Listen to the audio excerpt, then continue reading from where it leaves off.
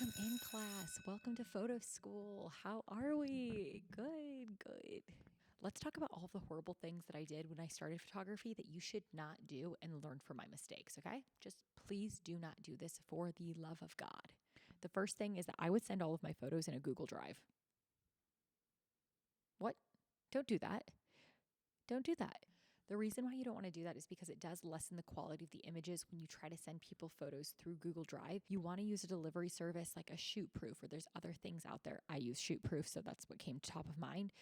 So you can deliver your galleries to clients, and it also just looks so much more professional. The second thing that I would do is I wouldn't send contracts out.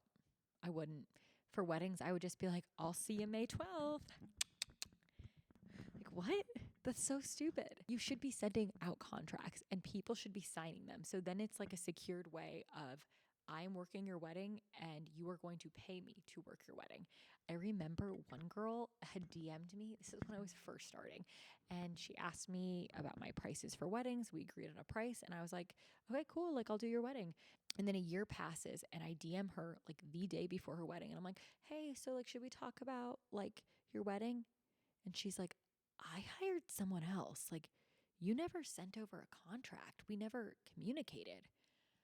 I was like, oh, I didn't know you had to.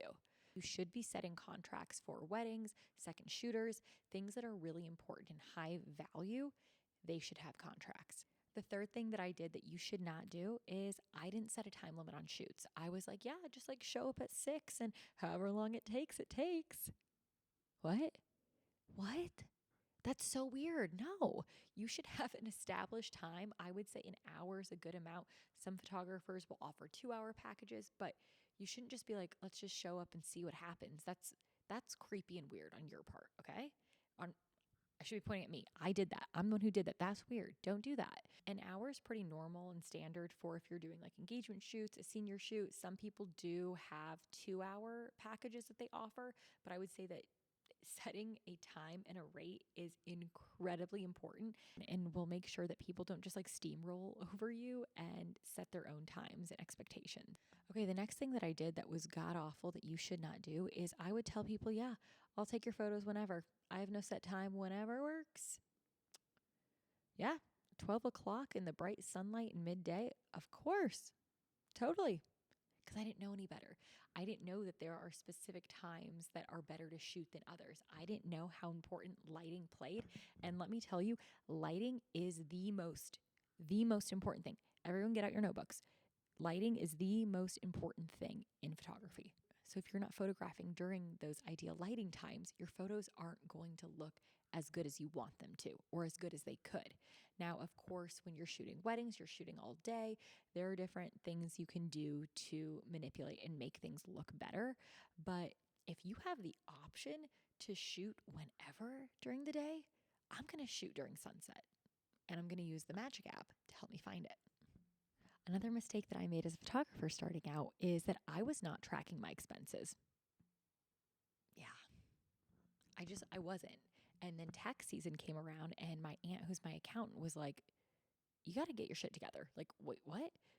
There's so many things like your gear, which is so expensive, you can be writing off. And all of your equipment, they are write-offs and they put you in a lower tax bracket. So make sure that you are writing off all of your equipment, all of your expenses, everything that is in regard to photography. Make sure that you are keeping a running log and you should have opened up a business bank account and make sure that you are using your business card for all of your business expenses. So it is so much easier to track. One thing that I am still kind of working on still to this day is I will use my personal card to buy things for my business. And then it gets so messy when you're trying to like track back where you spent things and on what card. So make it so much easier on yourself and just track all of your business expenses on one business card. Trust me, during tax season, doing it that way will make things so much easier. Another thing that I did is I wasn't using a flash drive. I was just putting all of my photos directly onto my laptop, and then I would get that storage full notification constantly and start deleting random shit on my computer just so I could fit in people's photos.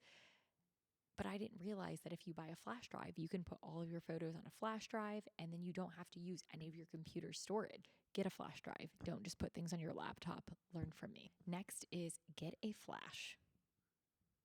Get a flash. There are going to be times when you're going to be photographing things in really dark settings and you could bump that ISO up to the highest it could be. Well, don't do that because your photos will look bad. They'll be so grainy, but they're going to be so orangey and just horrible. And so make sure that you purchase a flash so you're not in a situation like me where I was just bumping up my ISO all the way to the sun. Ray-Ban, you should sponsor me because they are fantastic for behind the scenes footage. If you want to have a better social media presence and be making more content on your Instagram or TikTok, I would highly recommend getting these. It makes taking that B-roll content so much easier. You don't have to set up like a tripod or be weird about it. You just ask your couples, are you cool if I take some videos? They say yes. You click it on. And then all of the videos go directly to your phone. So you don't have to like export anything. They just transfer immediately and they go into your camera roll. So you can go into TikTok or Instagram and start editing your content right away. So highly recommend. Okay, when I was editing this, I realized I never filmed an outro, so I'll just do it here. Whoa, is that the bell I hear? I guess that's all for today's episode. Thank you for watching, and I'll see you next time.